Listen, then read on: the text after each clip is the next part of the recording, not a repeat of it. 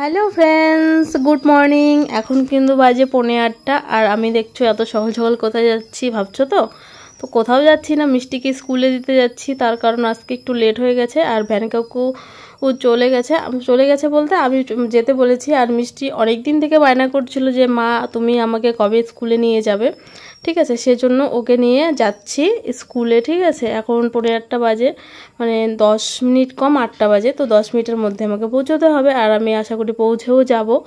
তো চলো স্কুলে যাওয়া যাক, পরে আবার দেখা হচ্ছে।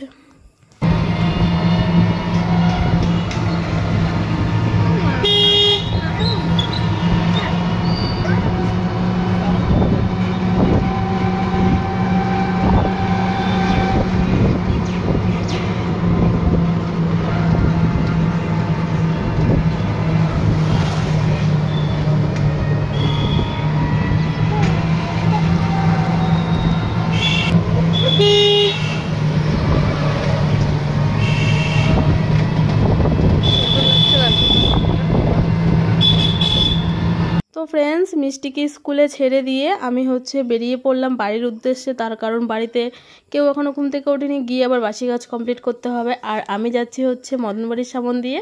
আর এখন তো বাজে 8টা, দেখতে পাচ্ছ একদম রাস্তাঘাট ফাঁকা, সেরকম কোনো ভিড় নেই। আর মদনবাড়ি এখনও খোলেনি, তার কারণ মদনবাড়ি খুলবে 9টার দিকে। তো 8টার দিকে তো খোলে না, 9টার দিকে খোলে। আর রাস্তাঘাট ফাঁকা, টোটোও পাচ্ছি না, তো হেঁটেই চলছি আর কি। তো বাড়িতে এসে স্নান করে বাসি কাজ কমপ্লিট করে স্নান করে এদিকে দেখো বসিয়ে দিয়েছি চা, সঙ্গে বসিয়ে দিয়েছি ভাত। তো বাবা তো অফিসে যাবে, আবার 11টার দিকে ভাত খেয়ে যাবে, ঠিক আছে। তো এদিকে প্রথমে চা খাবো, তারপর জানি না কি করব, তারপর রান্নাবান্না আছে, তারপর মিষ্টি 11টার দিকে স্কুল থেকে বাড়ি আসবে। তো এদিকে এখন কিন্তু বাজে 6টা বাজে, ঠিক আছে, 6টা না 5টা বাজে। তো দেখো বৃষ্টি শুরু হয়ে গেছে, প্রত্যেকদিন 5টা 6টার দিকে বৃষ্টি শুরু হয়েছে। তো আমি ভাবছিলাম সেই সকালবেলা বলতে 12টা 1টার দিকে ভাত খেয়েছিলাম, তারপরে আর কিছু খাইনি। তো ভাবছি যে কি খাবো, খিদেও পাচ্ছে। তো ভাবলাম সঙ্গে একটু কিছু করা যাক। তো মিষ্টি বলছিল মা খিদে পেয়েছে, মিষ্টিও ঘুম থেকে উঠলো। তো ও বলছিল যে মা পরোটা খাবো, তো ওর জন্য করলাম পরোটা। তো পরোটার সঙ্গে এদিকে করছি চা। তো এই চা আর পরোটা খেয়ে মিষ্টিকে পড়াতে বসাবো, স্কুলের হোমওয়ার্ক আছে, আবার পড়াশোনা আছে, সেগুলো করাবো। তো ততক্ষণ আমি মিষ্টিকে পড়াশোনা করাই, তোমরা ততক্ষণ আমার পেজটাকে ফলো করে দিয়ে আমার পাশে থাকো। বাই।